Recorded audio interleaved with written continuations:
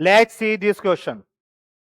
Calculate solubility of a saturated aqueous solution of Ag3PO4 if the vapor pressure of the solution become 750 torr at 373 Kelvin.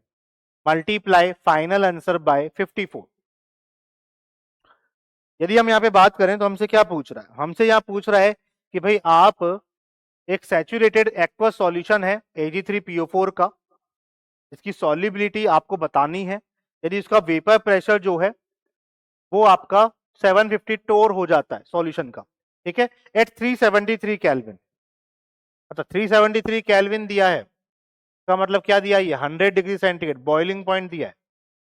क्या दिया है? Boiling point. और boiling point दिया है तो यानी हमें vapour pressure of solvent, vapour pressure of H2O कितना है पता है? 1 atm, 760 mm ऑफ Hg। ये लिख के नहीं देगा, ये अपने आप पता लग जाएगा क्योंकि बॉइलिंग पॉइंट लिख दिया उसने। और boiling point normal boiling point हम इसको बोलते हैं, जहां पे वेपर प्रेशर जो होता है, जनरली बॉइलिंग पॉइंट क्या होता है? जहां वेपर प्रेशर एक्सटर्नल प्रेशर के इक्वल होता है।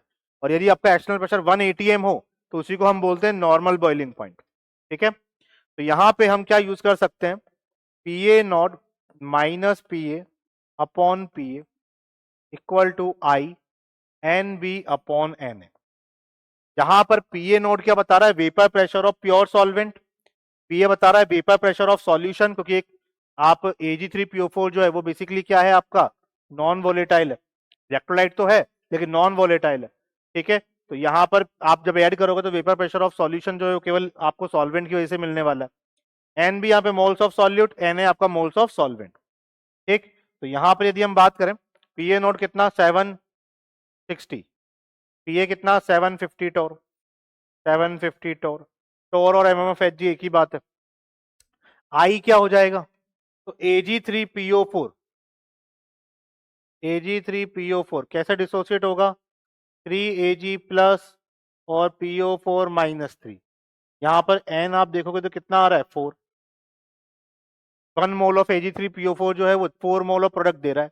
और यदि आपका अल्फा 100% है, यहाँ लिख तो नहीं रखा लेकिन मान के अल्फा 100% ही चलेंगे, जब लिखा नहीं है तो आपका जो वॉन्ट ऑफ फैक्टर होगा वो इस N के इक्वल होगा, तो 4NB divided by moles of solvent. Solid के बारे में तो पता ही नहीं है, वही तो हमें पता करना है कि कितने मोल पर लीटर आ रहे हैं। अच्छा 1 लीटर सॉल्यूशन है, 1 लीटर सॉल्यूशन में अपन मोल देख रहे हैं, तो 1 लीटर सॉल्यूशन में हम सॉल्वेंट के मोल भी देख सकते हैं। बताओ यदि अपन बात करें 1 लीटर सॉल्यूशन है, ठीक है, तो 1 लीटर इसमें आपको बताना है NB, तो सॉल्वेंट क्या है? वाटर।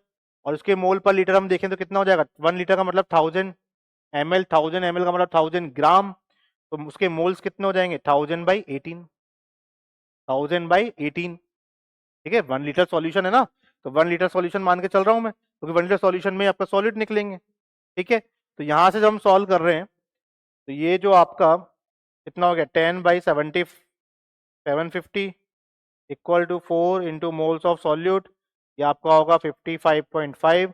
तो यहां से जब हम देखेंगे मोल्स ऑफ सॉल्यूट, ये करीब करीब आपका आएगा कितना?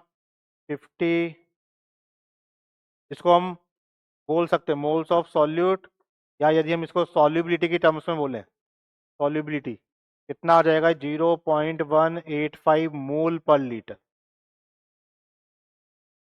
ये आपकी क्या आ गई है?